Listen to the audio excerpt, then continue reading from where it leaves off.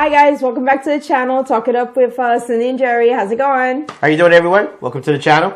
So today we went on an adventure. We're back. It's been a long day. Well, it was a snowy Saturday, depending where you were at. We were up here, North Jersey. We went to Warwick Valley. Yes. And so what happened was I saw someone post they had an early morning drive, and up here it's very woodsy for I don't know, it's forest. I guess we're at Ringwood State Forest.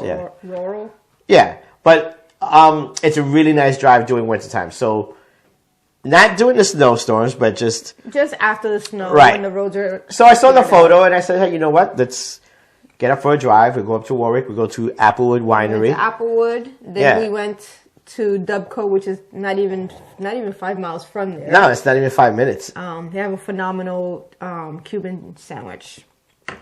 Yeah. And their Abuse Stout was delicious. Yes, it was. So no, I think it was a good afternoon. Yeah, I think it was. I think it snowed a little bit, which was kind of nice during the drive, and also it was so pretty. The open fields where the snow was kind of whipping up. Yeah, it was a really, really nice afternoon and early evening. Yeah, because we went to 3 different places. We stopped in different places. For the winery, they had the heater on. It was really nice. It's a giant barn that they insulated and have tables and everything. It's really nice. It's really like rustic and quaint. Yeah. So we had a good time there. Yeah. So today's episode, we're talking about you're not your kid's friend. You're their parent. Yeah. Yeah. Because we see it all the time. We see it all the time. Don't get us wrong. We have our 20-something-year-old son, and we'll have a beer with him, and we'll joke around. Yeah. But we don't blur the line. No, we've never blurred the lines. We try and keep it, Yes, we are the fun parents. We are the young, full aunt and uncle, and we all hang out together and stuff like that. But as far as... But we always reiterate it or remind them, There's a line. There's a boundary. Yeah, we're your parents, and that's it. Yeah. Like I tell her,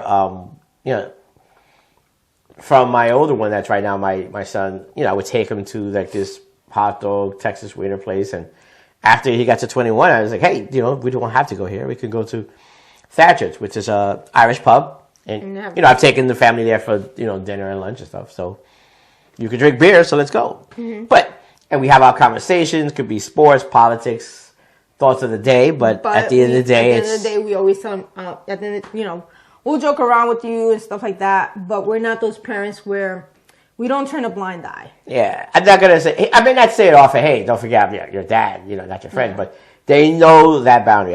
We've instilled it in them. Yes. Even when I have my conversations on one-on-one, and maybe he wants to ask my advice. When they were younger, if they had their friends over, we weren't those parents that said, "Hey, don't worry, you could drink here." No, that's not us. We're very strict. No, we joke around, we hang out with them, but we don't cross that line. We always try to remind, and we always tell our other friends, listen, we may joke around and have fun and everything, but we always remind them, we are the parents here, we are the adults, we don't joke around in that sense, as, crossing that line. No. I mean, even the way our kids are raised, if I got to holler, if we got to holler at our kid's name maybe twice, because he or she didn't hear it, then that's rare, because most people, 3, 4, 5 times hollering at the name. If I yell at mine, they like stop dead in their tracks and pay attention. Yeah. That's never been a problem. No. And it's not that, again, we're I guess Gen X, we're Gen X parents. When we're not beating our kids, it's more of a. I don't want to say right. No, I didn't want my kids to be scared of me. Like I was scared of my mom. I think it's not fear. It's more of like respect. Like, hey, respect. Hey, and you're like, oh, I'm sorry. Hey, if we're playing wrestling and by accident you grab my face, hey, not the face. Yeah, what's going on here and stuff like that. Because I see that a lot where people tend to blur the line, and then kids forget. What happens is you see it in those shows, and then all of a sudden you see it live, and you're like, what the heck? And I'm like, ooh, oh, that was your mama. Yeah.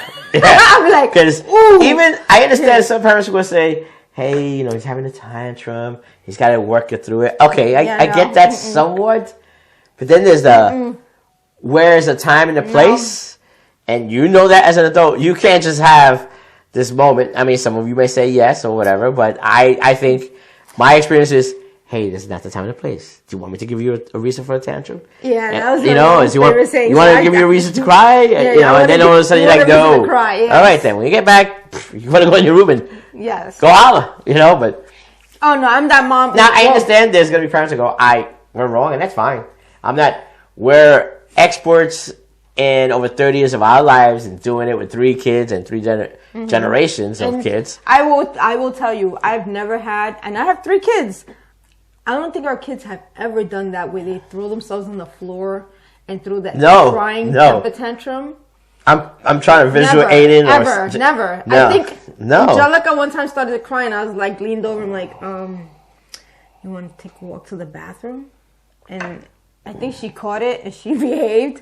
Right. Now, that's not to say I know there's kids on a spectrum. That's totally a different subject. Yes. Absolutely. Yes, that's totally and different. even when it happens in the store, I'm not that person that gives the look. Yeah, we're like, okay. We'll look, but okay, but you know. It happens. Right, because I don't know what that situation is. It could be a child on the spectrum and something just triggered it. So, you know, I'm not those, do I want to hear a crying baby or a whiny kid?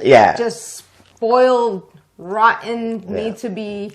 But how do you know? I mean, like I said, I could be in a movie theater and you just don't know what's going on. You hear this kid and you're like, I just spent $16. Mm-hmm. What is it? $16 on a ticket, you know? And but no, I gauge more of you're not your kid's friend, you're the parent toward like the kids that are teens or preteens. Even there, like you said, you know, the White Claws. I mean, you know, not to say, hey, my kid didn't drink a White Claw, let's say under 21, you know, you don't know, but I'm not having a party and say, hey, you can have your friends over here and it's all good. Because again, it's that border of line and stuff. They wouldn't even ask. Mm-hmm. I'm pretty sure there's some of these kids out there, well, if we have it here, Mom or Dad, you kind of could watch us. Yeah, it's a pass. I don't think so. It's a pass. No. You give it a pass. Yeah. You know what I'm saying? And that's it. No, because once you give them that pass, they're going all the way. They go all the way when you're not around. Yeah, so you know, it's kind of telling them, yeah, it's okay. No, you don't want to give them that pass. Yeah. You're not drinking White Claws in front of me. You're not drinking White Claws behind me. That is our advice and how we see it and how we've you know, so some of you are around our age and you're saying, absolutely, yes. I feel you. Yeah. And then you got some of you guys give them a little bit and then they're going to go... They, you know, and then how do you pull them back? Some of you right now are doing it and going, I don't know, that is me, but I don't see an issue with it. Again, this is just a channel where we giving our opinions and our advice on it. And from our experiences. Yeah. Because, listen, I will be honest, our son drank when he was underage, but he came and told us. Yes. Remember? Yeah. He's like, oh, my friend, I was at his house and he gave me a beer. And I was like, all right.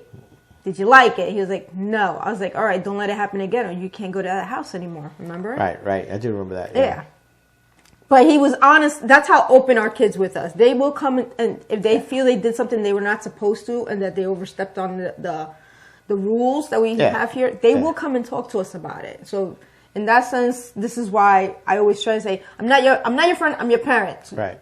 And if you come and talk to me about it, I'm not going to get mad. If I find out other ways, I will get mad. You know what it is? I think there's a point where, you know, you should be teaching your kids these boundaries. You know, I'm not your parent. I mean, I'm not your friend. I'm your parent. But you want the communication. You want the communication. And you've got to do this early throughout. You know, there's some people that go, hey, they're going to learn all that out there on the sports team or extra correctly. Or even Dungeons and Dragons, you know, clubs and stuff like that. Anything that gets a group of kids together, you know, and some of them have coaches and some of them have, in Dungeons and Dragons, you have a DM and sometimes it's the teacher at the school and stuff like that. But that's your job to give all that functions. Those just going to round off some edges and teach your kids some other things, but it's the core.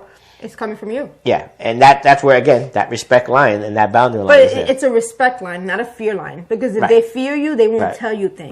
Right. So you want to have the respect where they're comfortable to come and tell you so you can take care of the situation before it comes out of hand. Yeah. You know, which is what we have. We've done. Like you said, that example was, you know, he came and said it, you know. Yeah, he told us. I think he was like 14, 15. Right. And he came, we didn't get angry. We got angry when we went to the room. We were like, I can't believe. But in front of him, we were like, all right, we get it. You were trying to be part of the group and, because peer pressure, It's out there. It's out there. So we weren't angry with him. We kind of said, listen, don't do it again. It's not good for you. You're young. We kind of explained it to him.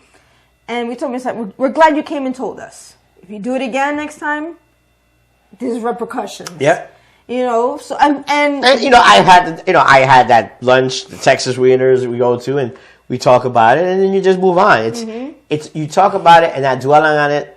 Not dwell on it, and that's it. And then you just keep on, using that conversation and showing that there's a line in that conversation. Now, who's to say with our third one? I mean, he's such a mellow kid. I think he'll wait till he's 25 to drink. Yeah. He may not even like the taste. He might not even like the taste. He's so picky. Yeah, he's very picky. But even our daughter, remember, she didn't even drink till she was 21. Yeah. She had her first drink at 21 because she was like, I'm not interested in trying it. Yeah, some people, yeah. So we'll see, let us know how your kids are with it. Yeah, put your comments in there. You agree, disagree. At the end of the day, we all raise our kids different. Absolutely. We Some all of have us different rules. I think, in the beginning we didn't use the book, and then we had our book a little bit, but not as much as other people do. Yeah. It's different. So definitely like, subscribe. Yeah. Share the content. Let us know how you feel. What do you think is the boundary when you're raising kids of treating them like a friend or treating them more like your child? Yeah. I think, right? Yeah, I think... I mean, there are times when you treat them, you forget that they're your kid and you're having so much of a good time. Here's what I think. I think taking them out to lunch or breakfast, it gives you that opportunity for a conversation. To open that opening. Right. It's hard to go in the room, or it's hard to say, hey, let's do this in the living room. You know what I'm saying? Because then it just feels kind of awkward. a distraction when you take them out. When you take them out, it's a distraction. It's an easygoing moment, and the conversations just kind of flows. Yes. And that respect is there. And Jeremy did. They come to you, even though they come to you, even though it's bad and they're nervous. No, you've established that. Yeah, you want them to come. Yeah. You want them to come to you openly. You don't want to feel like you're forced. So, and again, we do as always. We say we're gonna end it, but it's only 12 minutes into it. Yeah, but no, I think that's it's a short one today. I think that is probably, to me, the most important is stepping outside the house. And having a casual lunch day and be comfortable with the conversation. Which I like. I like that my kids are comfortable. Sometimes they're a little too comfortable talking. Yeah. Right? Yeah, it could happen.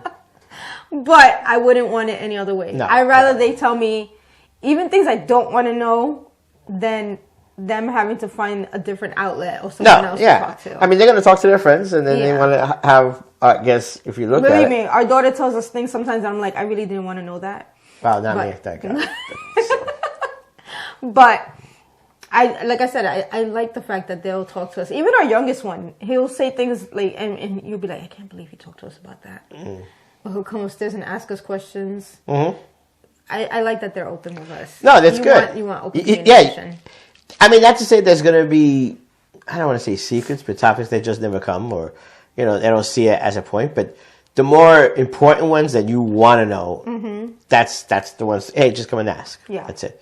It's nothing to worry about it, and that's it. So again, take care, everybody. Take care, everybody. Like, share. Definitely more content coming out. Subscribe. And subscribe. Take care. Take care. Stay healthy, everyone. Bye. Bye.